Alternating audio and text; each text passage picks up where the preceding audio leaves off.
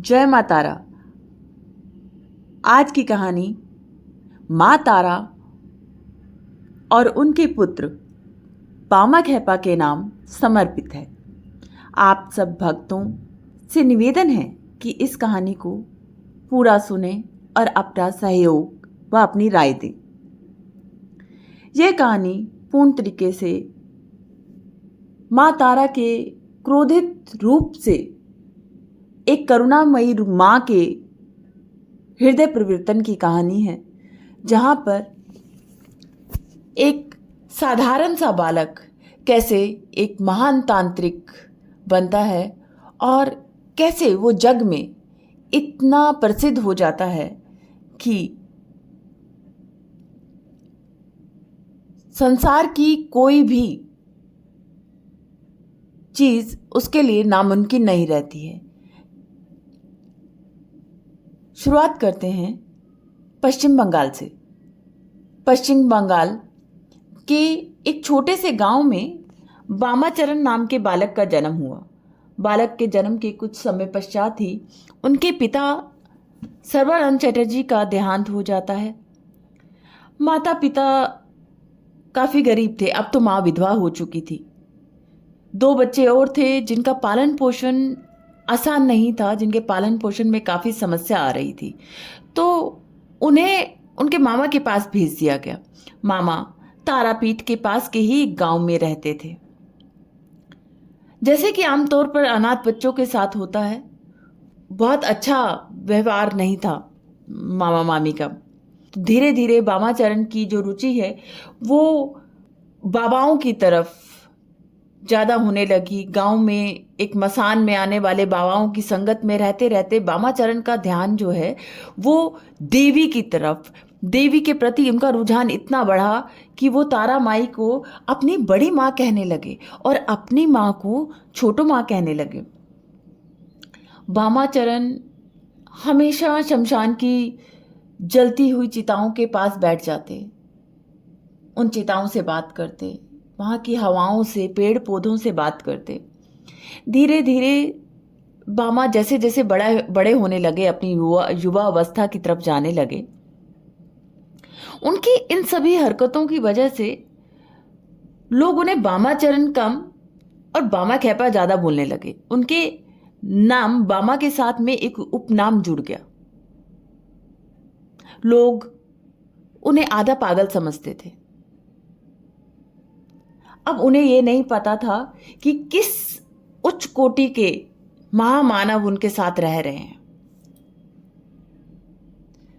वस्तुतः कभी जब तक ये चीज़ें ध्यान में नहीं आती, जब तक कोई मनुष्य प्रसिद्ध नहीं हो जाता, तो हम किसी का भी मजाक उड़ाते हैं। खैर, जब बामा अपनी युवा अवस्था में थे तो भाद्रपद के शुक्ल पक्ष की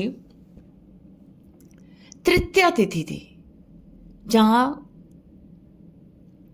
मंगलवार का दिन, जो कि कहा जाता है कि देवी तारा के सिद्धि का मुहूर्त है। यदि आपको माँ तारा का दर्शन करना है तो भाद्रपद के महीनों में जाइए, मंगलवार के दिन माँ के दर्शन कीजिए। रात का समय था। बामा खेपा जलती हुई चिता के बगल में शमशान में बैठे हुए थे। तभी आकाश से नीले रंग की रोशनी चमकती है। पूरा आकाश रोशनी से भर जाता है। बामा समाधिस्थ हो जाते हैं। 3 दिन 3 रात कुछ होश नहीं। 3 दिन तक, 3 रात तक पूर्ण तरीके से समाधि में विलीन रहने के पश्चात जब बामा खेपा को होश आता है, वो चारों तरफ केवल माँ को ढूंढ रहे हैं। माँ माँ, बड़ो माँ, बड़ो माँ, माँ तारा, केवल इसी तरह से चिल्लाते और फिर बेहोश हो जाते। इस तरह की स्थिति बामा खेपा की काफ़ी महीनों तक और शायद कुछ वर्षों तक रही। उन्हें जहां जाते मां का स्वरूप दिखता, जैसे मां तारा उनके साथ हो। कमर में बाघ खाल पहने हुए, हाथ में कैंची लिए हुए, एक कपाल खप्पर माँ ने हाथ में रखा है, एक हाथ में नील कमल है, साथ में खड़ग। हमेशा कहते माँ सुंदर सुंदर पैरों से पायल पहने हुए, आलता लगाए हुए उनके साथ चल रही है। माँ के केश खुले हुए हैं जो कमर तक बिखरे हुए हैं। जब माँ की सुंदरता का वर्णन करते तो कहते कि वो ब्रह्मांड की स्वामिनी हैं, सौंदर्य की प्रतिमूर्ति हैं, नीलवर्णी हैं, मंद मंद मुस्काती हैं। माँ तारा बामा खेपा के सामने खड़ी हो जाती। बामा खेपा ऐसे भव्य रूप को देखकर खुशी से भर जाते। जब माँ अपना हाथ बामा के सर पर रखती, उसी समय पे बामा समाधिस्थ हो जाते। कौन जाने कितने दिन, कितने वर्ष, कितने महीने ऐसे ही चलते रहे। अब लोगों को यकीन हुआ कि हम जो कहते थे कि बामा पागल है, तो ये पूर्ण तरीके से पागल है। वो विचार और सुदृढ़ होता चला गया। धीरे धीरे बामा बड़े हुए। बामा माँ तारा के मंदिर में जाते थे। वहीं पर वहाँ की रानी रसोमनी ने बामा खेपा को माँ की पूजा का भार पूर्ण तरीके से सौंप दिया। अब बामा अपनी ही मस्ती में रहते। उनका जब दिल आता माँ की पूजा करते, 2-2 घंटे, 3-3 घंटे माँ की आरती चले जा रही है। कभी रात के 12 बजे आरती होती, मंदिर में घंटे बज रहे हैं, कभी सुबह 4 बजे तो कभी दोपहर के 12 बजे। कोई नियम ही नहीं था। और कभी पूरा पूरा दिन बामा मंदिर का दरवाजा ही ना खोलते। वहाँ के पंडित पुजारियों को इस बात से बहुत ही परेशानी थी, क्योंकि उनके हिसाब से ये सब शास्त्रों के अनुसार नहीं था। वो हमेशा बामा को नीचा दिखाने के लिए कुछ ना कुछ षड्यंत्र रचते रहते, लेकिन सफल ना हो पाते। फिर एक दिन अचानक, जब भोग का समय था, पूरा भोग सजा हुआ है मंदिर में, और बामा के मन में जाने क्यों ये इच्छा पैदा हुई, बामा माँ को भोग लगना है, चख के तो देख भोग अच्छा बना है कि नहीं। बस फिर क्या था, बामा ने भोग की सजी हुई थाली में से भोग चखा और ये किसी पंडे ने देख लिया। अब बस फिर क्या था, ये करते ही खूब कोलाहल मचा मंदिर में कि बामा ने माँ का भोग झूठा कर दिया है, अब ऐसा दूषित भोग माँ को कैसे देंगे, माँ का प्रकोप झेलना पड़ेगा, इस तरह से पूजा नहीं होती है। ये करके जो भी पंडित पुरोहितों के अंदर की भड़ास थी, उन्होंने खूब बामा पे निकाली, खूब बुरी तरह बामा को मारा पीटा, इतनी बुरी तरह से मारा कि बामा बेहोश हो गए, अपनी सुध बिसरा गए और ऐसे ही मूर्छित अवस्था में बामा को ले जाके शमशान के किसी कोने में पटक दिया। अब वहाँ जो पूजा हो रही है वो पुरोहितों के अनुसार हो रही है। जब कुछ समय पश्चात बामा को होश आया तो वो तारा माँ पे खूब गुस्सा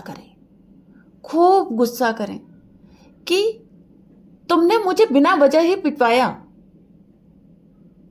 मैं क्या कर रहा था? मैं तो तुम्हारे ही भोग को चख के देख रहा था कि भोग कैसा बना है, अच्छा बना है कि नहीं। अगर कुछ कमी है तो मैं उसे फेंक कर दोबारा बनवाता, और तुमने मुझे पिटवा दिया। मैं अब तुम्हारे मंदिर में कभी नहीं आऊंगा, तुम्हारा प्रसाद कभी नहीं खाऊंगा। कर बामा एक गुफा में चले गए।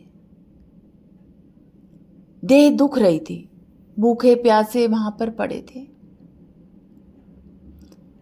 अब मां तारा से ये देखा ना गया कि मेरा पुत्र भूखा प्यासा दर्द में एक गुफा में पड़ा है और वो मेरे मंदिर आएगा भी नहीं। मां का प्रकोप वहां की रानी पर रुक गया। रात को ही स्वप्न में जाकर मां ने रानी को बोला, रानी सोती क्या है, उठ। मेरे पुत्र को तेरे पुजारियों ने खूब पीटा है। अभी जा मेरे पुत्र को ढूंढ। अगर वो वापस नहीं आया और तूने सारा मंदिर की पूजा का भार उसके सपुर्द नहीं किया तो तुझे, तेरे गांव को, तेरे मंदिर को, तेरे पुजारियों को, सबको मेरा प्रकोप झेलना पड़ेगा। अचानक रानी हड़बड़ा के पलंग पे उठी। अब रानी से रात नहीं कट रही। रानी कभी इधर टहले कभी उधर टहले। सुबह उठते ही रानी ने सबसे पहले अपने लाव लश्कर को ले जाके मंदिर में खड़ा किया। वहां के पंडों से सारी जानकारी बटोरी, पूरा मामला जाना और अपने सैनिकों को दौड़ाया कि जाकर कहीं से भी बामा को पकड़ के लेके आओ, कहीं से भी ढूंढ कर लेके आओ। सुबह से शाम हो गई। कुछ सैनिकों को बामा एक गुफा में मिले। खूब मनाने के बाद में भी बामा मानने को तैयार नहीं। बामा तो अपनी जिद पे अड़े थे कि मैं तो अब कभी भी इस मंदिर में पैर नहीं रखूंगा, मैं कभी मां को पूजा अर्पण नहीं करूंगा। यह सब सुन के जब रानी तक ये बात पहुंची, रानी खुद बामा खेपा को मनाने गई। जब रानी ने पूर्ण तरीके से मां का स्वप्न की बात बामा खेपा को बताई तो बामा खेपा किसी तरह मंदिर में आने को राजी हुए। मां ने क्या आदेश दिया उनकी पूजा के प्रति, मंदिर के भार के प्रति, वो सब बामा खेपा को बताया गया।